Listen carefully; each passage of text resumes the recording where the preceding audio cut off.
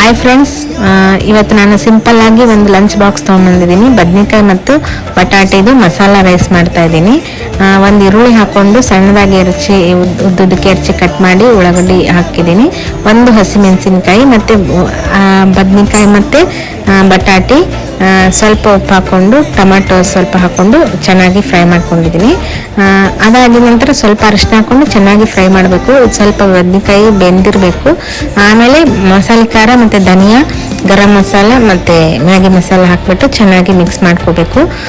ಅದಾದ ನಂತರ ಒಂದು 5 ನಿಮಿಷ ಬೇಯಿಸ್ಬೇಕು, ಯಾಕಂದರೆ ಬಟಾಟೆ ಮತ್ತು ಬದನೆಕಾಯಿ ಬೇಯಬೇಕಲ್ವ, ಹಾಗಾಗಿ. ಆಮೇಲೆ ವೈಟ್ ರೈಸ್ ಹಾಕ್ಕೊಂಡು ಚೆನ್ನಾಗಿ ಮಿಕ್ಸ್ ಮಾಡಿ, ಅದಕ್ಕೆ ಮಿಕ್ಸ್ ಮಾಡಿದ ನಂತರ ಮತ್ತೆ ಪುಟಾಣಿ ಪುಡಿ ಹಾಕ್ಕೊಂಡು ಚೆನ್ನಾಗಿ ಮಿಕ್ಸ್ ಮಾಡಬೇಕು. ಕೊತ್ತಂಬರಿ ಇದ್ದರೆ ಹಾಕಿ, ನನ್ನ ಹತ್ರ ಇರಲಿಲ್ಲ ಅದಕ್ಕೆ ಹಾಕಿರಲಿಲ್ಲ. ನೀವು ಟ್ರೈ ಮಾಡಿ ಫ್ರೆಂಡ್ಸ್, ಸಖತ್ತಾಗಿತ್ತು. ನೀವು ಟ್ರೈ ಮಾಡಿ ಹೇಗಿದೆ ಅಂತ